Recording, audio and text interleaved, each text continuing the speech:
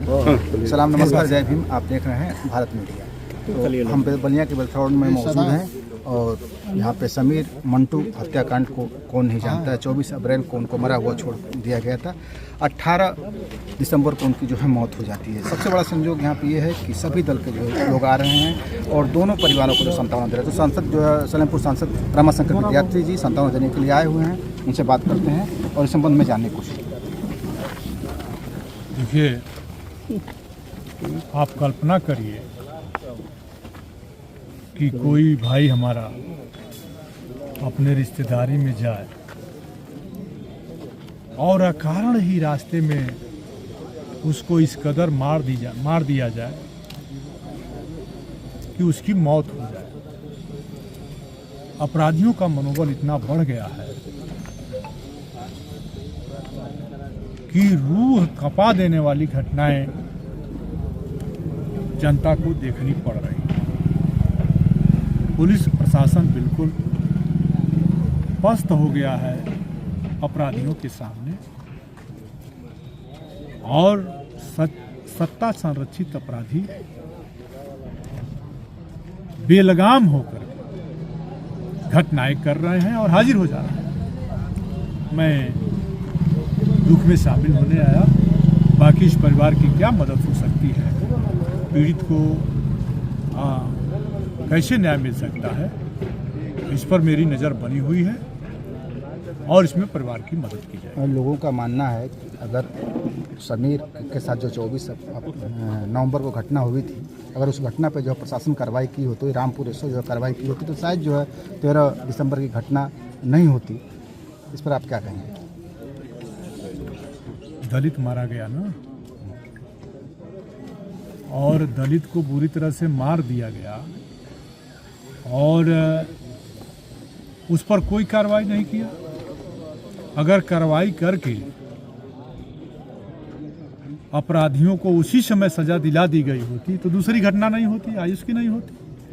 मैं तो बार बार यही कह रहा हूँ। घटना के 2 दिन पहले ही मैंने सारे मीडिया को कहा था कि छोटे अपराधों को हल्का लेकर पुलिस बड़े अपराधों को जन्म दे रही है और ये रुकने वाला नहीं है, क्योंकि छोटे अपराधों पर पुलिस संज्ञान ही नहीं ले रही। एक इनको बहाना मिल गया जब से बीएनएस कानून लागू हुआ कि 7 बरस से कम के अपराध में हम गिरफ्तारी नहीं कर सकते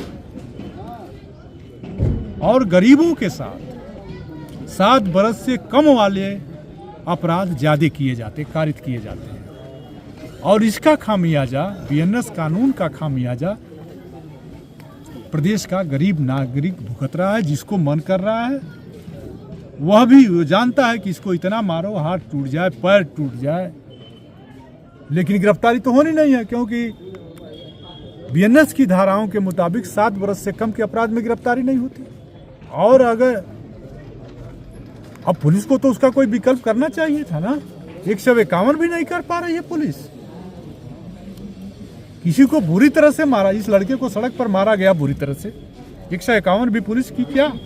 और हद तो तब हो गई, पुलिस कब सुनिए, हद, वही तो मैं कह रहा हूँ, पुलिस तो हद तो तब हो गई कि सड़क पर दलित का बेटा मारा गया, उसका एफआईआर नहीं हुआ।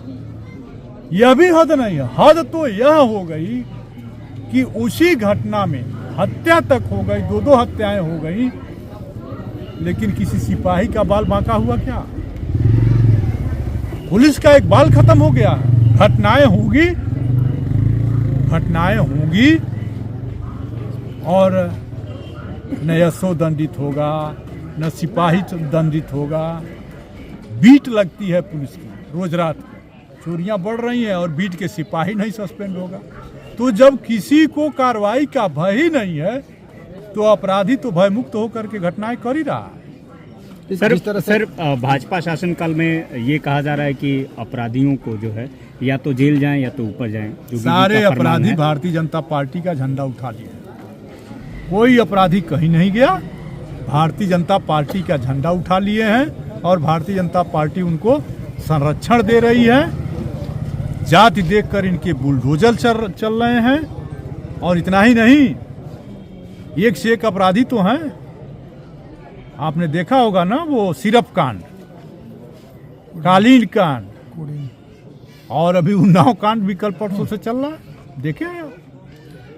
ये दोनों घटनाओं को आप किस रूप में देखें? दोनों घटनाओं का किसी तरह का जो आपस ये में जुड़ाव पुलिस है? की देखिए आपस में कोई जुड़ाव है? बिल्कुल दोनों घटनाओं का तार एक दूसरे से जुड़ा हुआ है। और पहली घटना जो इस लड़के की हुई अरुण समीर की, अगर समीर पर की गई घटना पर कार्रवाई हो गई होती तो आयुष की घटना नहीं हो गई होती। सर, सभी मुख्य आरोपियों में से कुछ सरेंडर कर दिए, कुछ फरार हैं, तो इसमें पुलिस का क्या रोल रहा है अभी तक? भाई पुलिस इतनी कमजोर हो गई है कि 13 दिन बाद तक भी अपराधियों को गिरफ्तार नहीं कर पा रही है। तो अपराधी तो मस्त है, वो जाकर के हत्या करेगा, जाके हाजिर हो जाएगा।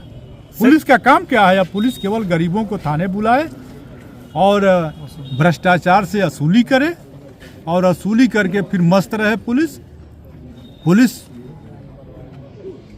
हमारे जनपद की पुलिस और प्रदेश की पुलिस केवल सत्ता का जी हजूरी कर रही है, जनता को न्याय देने से कोई मतलब। सर, देश के बड़े अखबार में 2 ब्लॉक प्रमुखों इसी दोनों मामलों में इसी मामले में सर 2 ब्लॉक प्रमुखों और एक IPS का नाम आया था। इस बारे में क्या कहेंगे?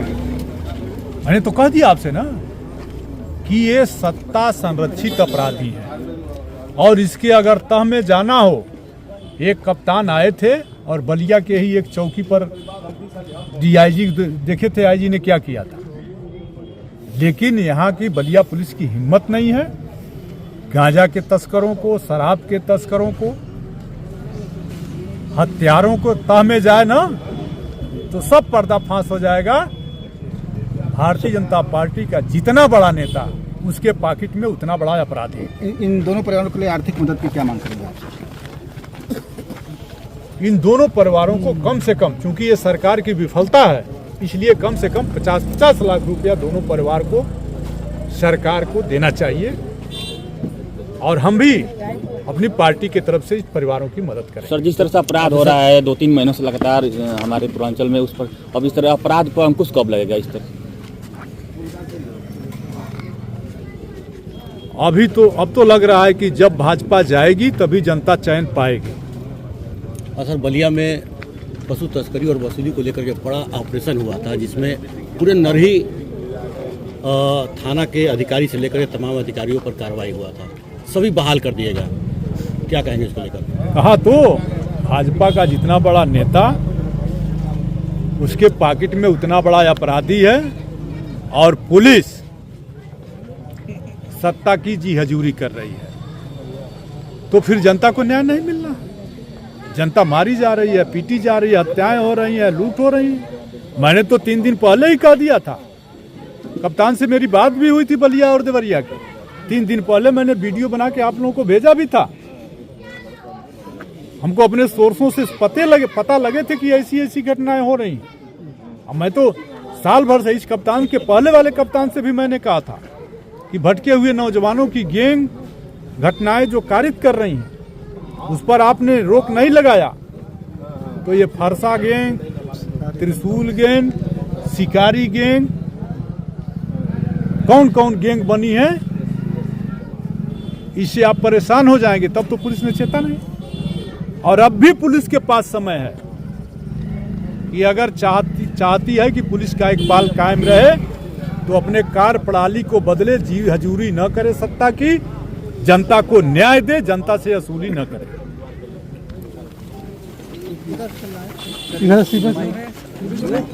सांसद रमाशंकर विद्यार्थी समीर मंटू के परिवार से मिले हैं और अपनी जो है बातें उन्होंने कही है और कहीं न कहीं पूरे परिवार के लिए 50 लाख रुपये की मांग उनके द्वारा जो है रखी गई है। आप इस संबंध में क्या कहना चाहेंगे? कमेंट बॉक्स में प्रतिक्रिया जरूर दर्ज करें। बात में देख लो, ओम प्रकाश सिंह के साथ सब्बीर अहमद की रिपोर्ट। बने रहे बात में।